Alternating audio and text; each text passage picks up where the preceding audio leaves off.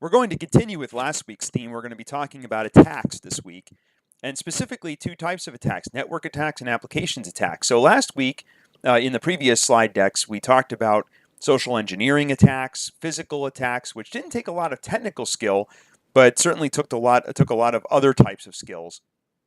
We did talk about malware, which does require some technical skills. A lot of the malware, as we talked about, is simply variants of other malware and things like that. But we did talk about that was our first foray into sort of these very technical attacks. And this week we're going to get a little bit more into more of these technical skill sets that you would need for some additional types of attacks. And those two attacks are network and application. We're going to start by discussing network attacks in this slide deck, and then there'll be another video that discusses application attacks. And they're a little bit different, and we'll talk about some of the different things about those. But there are, in IT security, normally we divide attacks into two categories. Those are passive attacks and active attacks.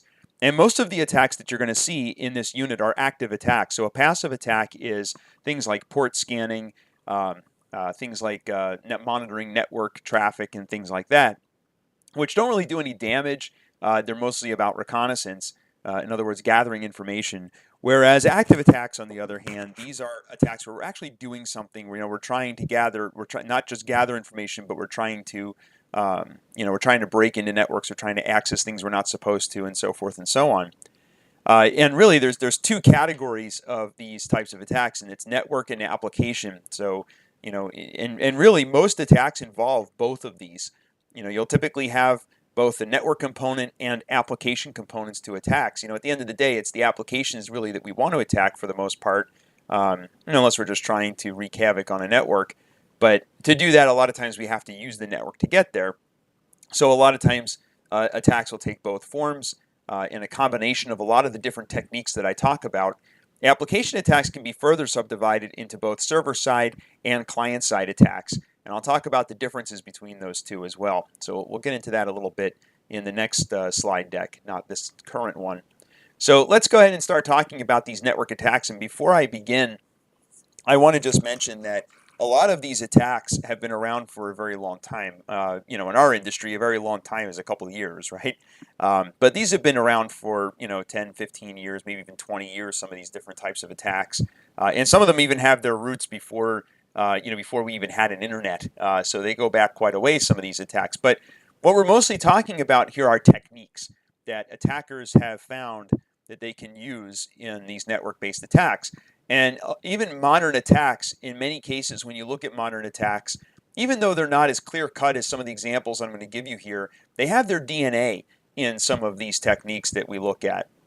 And in some cases, they combine some of these different techniques. So they might combine different parts of these different techniques. So let's get started with the man-in-the-middle attack. This is an older type of attack. Again, it's been around for a long time. It comes in a couple different forms, but the basic example is that an attacker is inserting themselves between two parties, and they're intercepting and or modifying their communication. So they could be just intercepting it so that they can look at the information that's going back and forth between two parties, or they might be trying to modify that communications for some reason. And, an example might be if you go to a coffee shop and you set up a Wi-Fi access point on your laptop, for example, so that people can connect to the internet through your laptop. And if you think about it, if you do that, you can effectively see all of the traffic that's going through your laptop out to the internet. So that would be a good example. Now, of course, a savvy user that's connecting to your, quote, free Wi-Fi should notice that if they're going to HTTPS, if they're going to TLS or SSL encrypted websites, they should notice that the certificates are not valid because you've inserted yourself into the communication stream, and we have things like perfect forward secrecy that that prevent you from being able to do that without the user knowing about it. But I'm sure a lot of you have seen that screen where you go to a website and it says you can't trust this website, the certificate is not valid, and you go ahead and click the button to continue anyway and probably think nothing of it. And probably one of the reasons that a lot of people do that is because what's become much more prevalent in corporate networks is the use of things like WebSense, which WebSense is essentially a man-in-the-middle attack when you think about it. Some of you may have this in your place of employment.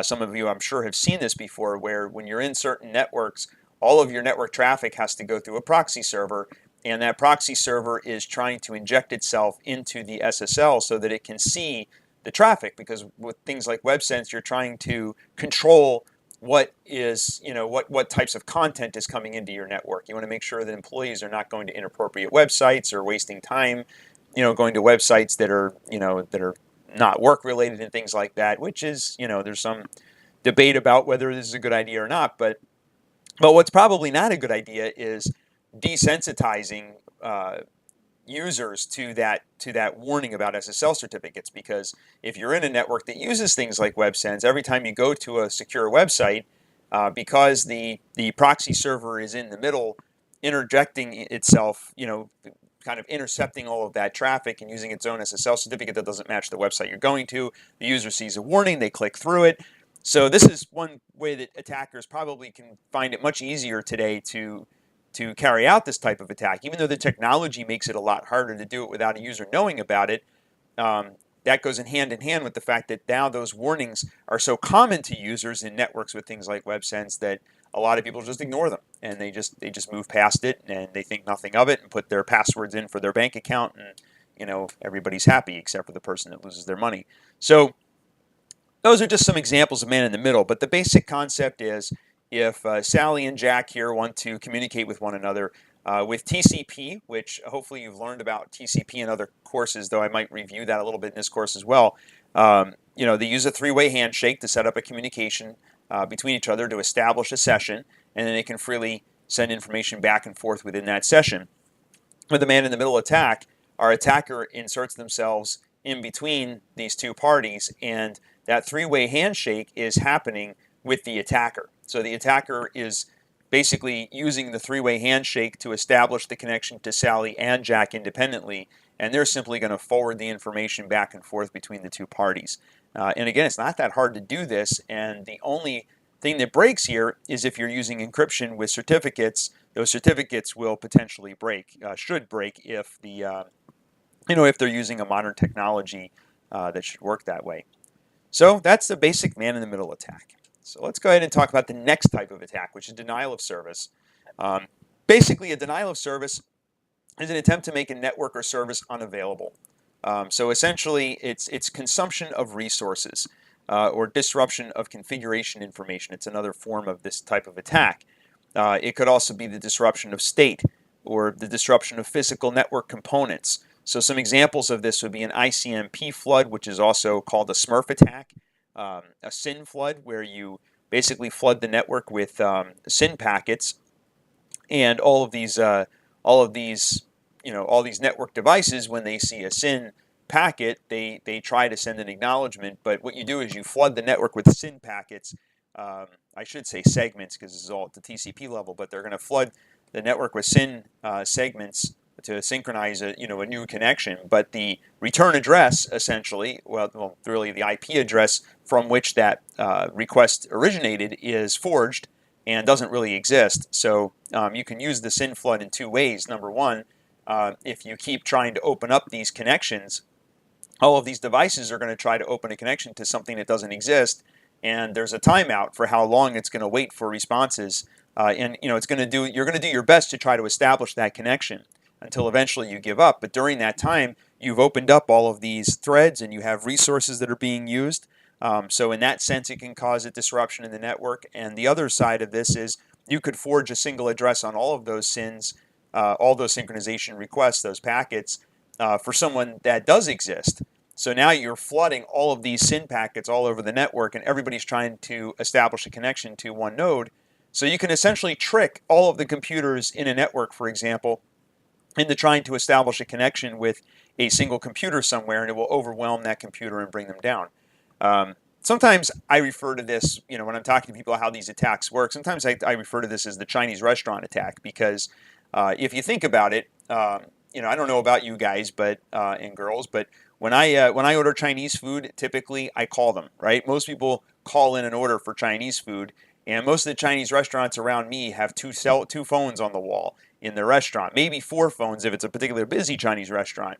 So if you call them during the busy dinner hour, or during a busy lunch hour, you get a busy signal a few times, but you have to be persistent, and finally you get through and you place your order.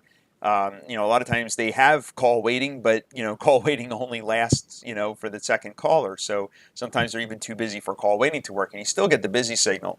So if you wanted to try to put a Chinese restaurant out of business, all you'd have to do is get enough people to call them during their busy times. Most restaurants make the majority of their money during the lunch hour and the dinner hour, right? Which is a very small window of time that you try to do the majority of your business. So if during that 1 or 2 hours I flood that Chinese restaurant with phone calls so they can't get orders from paying customers, then that would have a serious financial impact on the Chinese restaurant.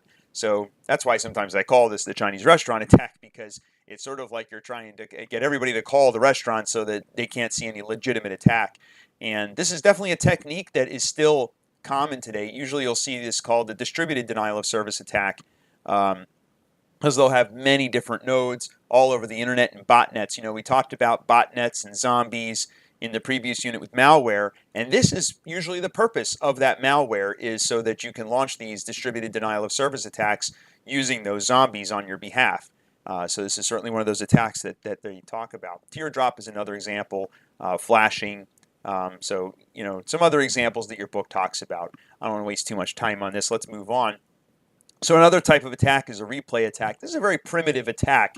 The general idea is that you're listening to known valid traffic, and then you're using that traffic to masquerade as a previous valid interaction or a previous transaction. The thing about replay attacks is, number one, it's a very primitive attack, but they're also very difficult to make those work today with most modern technology. Maybe back in the old days with RS-232 and serial connections and things like that, maybe you could have used one of these attacks, especially because a lot of the encryption mechanisms were rather primitive by today's standards. But today, these are much more difficult. But it's important to mention that this existed and this is a technique that was used because, it is possible that somebody might use some of these techniques in a modern attack, and maybe in combination with some of these other techniques that we talked about. So the next type is spoofing.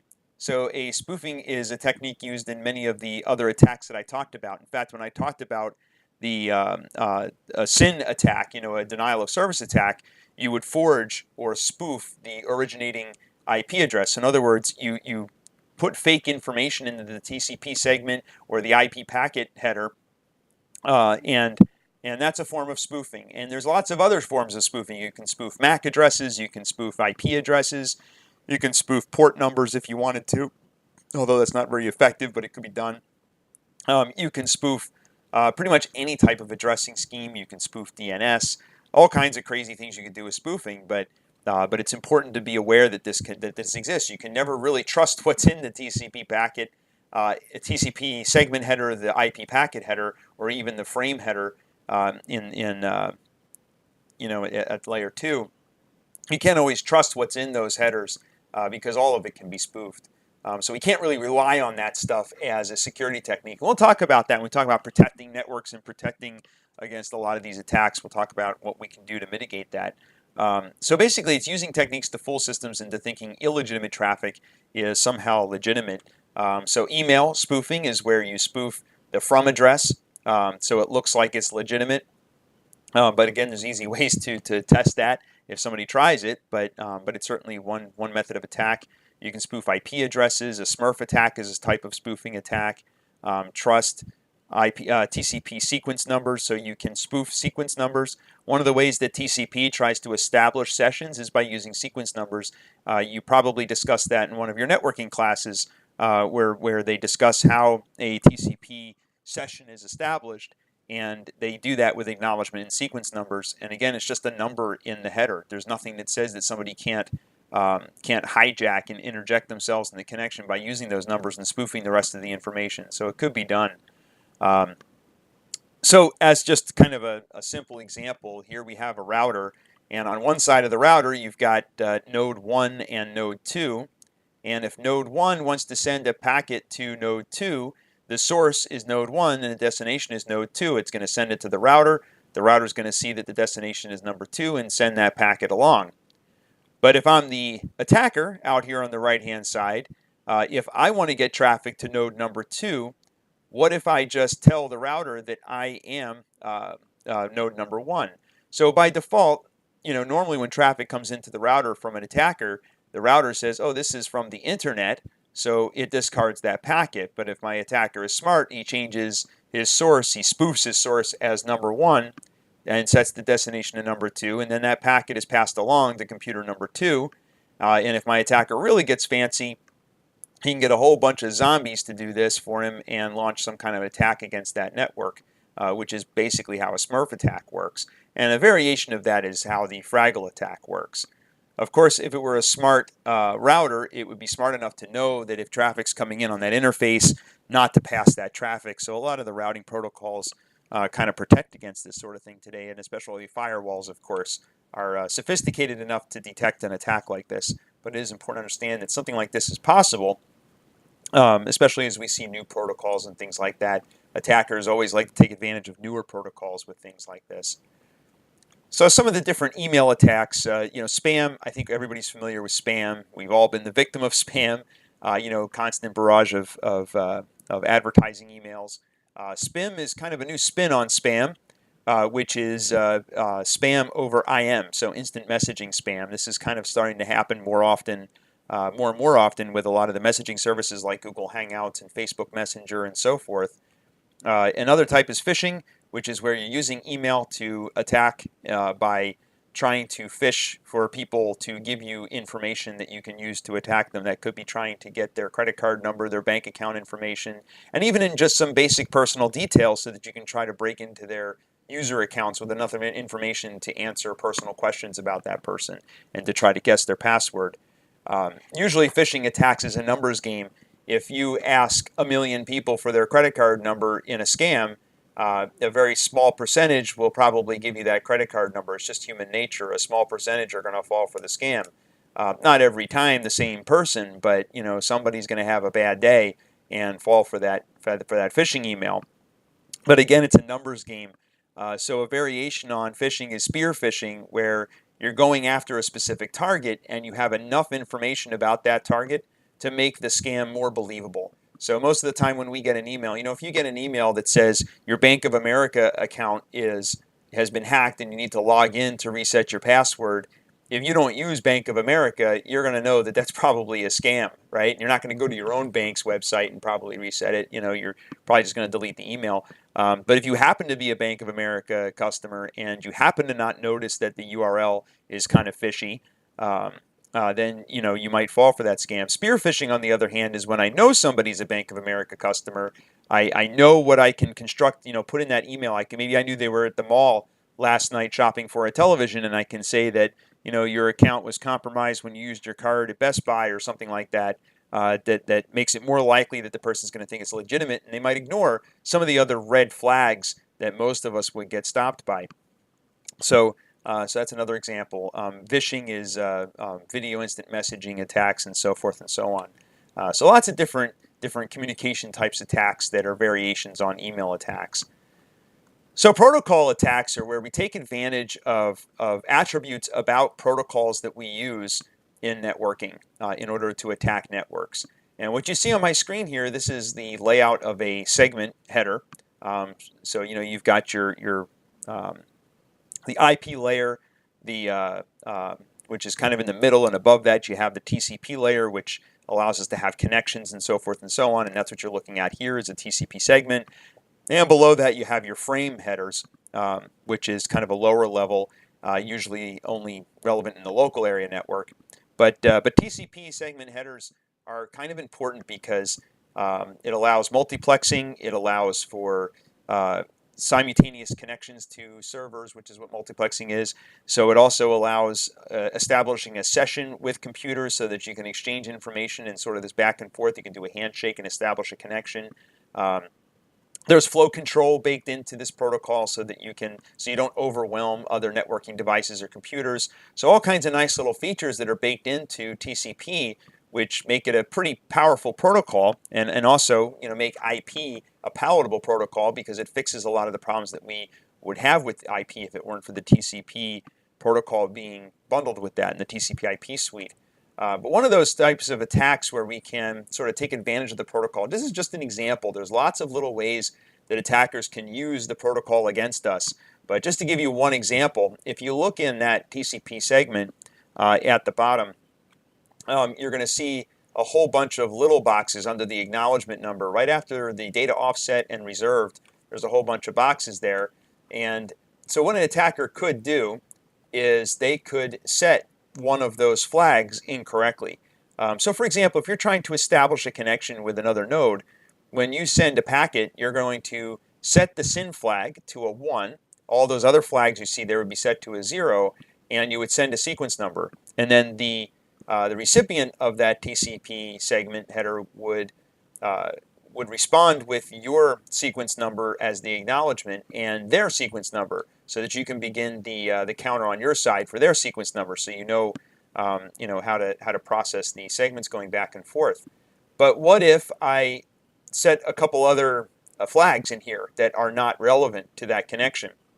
That could potentially cause the other side to not react the way they're supposed to, or to not know what to do, and it could crash them or something like that. And what if I set all of the flags, right? So here I set, pretty much all the flags. I just made it red and green so it looks like a Christmas tree. Basically what they say is you light it up like a Christmas tree, and that's a type of attack. And believe it or not, this was actually used to be a fairly effective attack. There was a time in Microsoft Windows, I think going back to Windows 98, if you sent a packet like this to Windows 98, it would blue screen the computer. So somebody could just be sitting there using their computer, and all of a sudden it blue screens because you sent them a packet that, or a segment, I should say, that has all of those flags set. Now, of course, since then, Microsoft has considerably improved their implementation of the sockets library, so that this is a lot harder to pull off. But there are lots of ways that you can confound a network device by setting invalid values in all of these different fields and kind of take advantage of how it works. And you can see one of the items I have here is TCP/IP hijacking, where you could hijack a session by using those sequence numbers and acknowledgement numbers, which is kind of also a spoofing attack in a way. So just another example for you. All right, so a privilege attack is using various techniques for the attacker to elevate their privileges, which we're going to talk more about that in application attacks. But network attacks also have variations of privilege attacks. And poisoning is also prevalent in network attacks. One example is cache poisoning, which is when you're poisoning the cache in a network device, such as the ARP tables in switches and things like that. DNS poisoning, which is where you modify DNS so that when somebody goes to a URL, when they put in, bankofamerica.com, not to pick on Bank of America today, but they go to bankofamerica.com and it redirects that traffic to theattacker.com and steals their information. The user would be none the wiser because they look in the URL and it has the correct address, and it seems to be working. So that's another example. But that's DNS poisoning. In the lab, I'm actually going to have you try both a DNS poisoning attack and an ARP poisoning attack. So those are two of the assignments that are available in Blackboard. Where you're going to try to do a DNS poisoning attack. Just right in Windows, you're going to do it. Now, when we do it in Windows, we're only affecting that workstation. So we're only infecting that instance of the workstation. But in theory, you can do DNS poisoning at the network level. You can poison DNS, say, at an Active Directory server that's running DNS, or a Linux server that's running some DNS service like Bind or something like that, or named, I should say. So lots of different ways that we can poison DNS, and DNS is kind of both a complex and a simple protocol at the same time. It's there's a lot of simplicity to it. There is no centralized authority typically with DNS. So there has to be some level of trust because of these updates that have to go back and forth between different DNS providers. So that, of course, all makes it open to lots of these types of attacks. But there are ways to safely implement DNS so that you're less likely to be a victim of those attacks. And the textbook also talks about some of those techniques. ARP poisoning, of course, is at the switch level. So that's poisoning that table that's in a switch or in your computer to change its lookup of the MAC address to the IP address. So if you're trying to redirect traffic to the attacker's computer. You can use ARP poisoning, for example, to do that. And I'm also going to have you take a look at how to do ARP poisoning in Windows. So you're going to take a look at some different ways to do that. It's, of course, a lot more difficult to do that today in Windows. So if you're using Windows 10, you'll find it kind of a little bit more difficult than if you're using even Windows 8 or Windows 8.1, I guess it was. But you can certainly try it and see if it works. But at least you'll get kind of an understanding of what these ARP tables look like and what to look for. All right, so that's some of the network-based attacks. And in the next slide deck, I will pick up with application-based attacks.